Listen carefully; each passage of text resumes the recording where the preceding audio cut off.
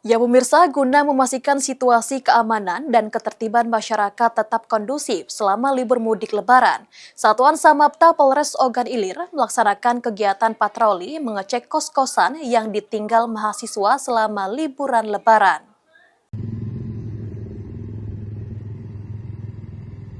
Untuk memastikan keamanan selama momen cuti bersama dan libur lebaran Idul Fitri, Satsamapta Polres Ogan Ilir melakukan kegiatan patroli menggunakan kendaraan roda 4 dan roda 2 dengan mengecek kos-kosan yang ditinggal mahasiswa selama liburan Hari Raya Idul Fitri 1447 Hijriah. Selain kos-kosan, patroli juga dilakukan dengan menyasar sejumlah lokasi yang dinilai rawan terjadinya gangguan Kamtibmas.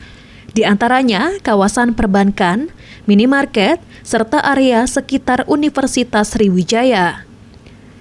Patroli yang dilakukan personel Satsamapta untuk mengantisipasi berbagai potensi gangguan keamanan seperti tindak pidana 3C, curat, curas dan curanmor, premanisme, serta gangguan Kamtibmas lainnya yang dapat meresahkan masyarakat di Kabupaten Ogan Ilir.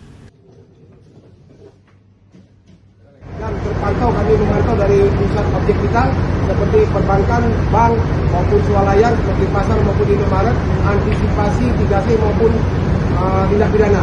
Kami mengimbau kepada masyarakat yang melaksanakan kegiatan mudik. Patroli di area kos-kosan dan daerah rawan gangguan Kamtibmas merupakan langkah preventif Polri dalam menjaga stabilitas keamanan wilayah, khususnya meningkatnya aktivitas masyarakat menjelang mudik Hari Raya Idul Fitri. Ahmad Romawi, PAL TV.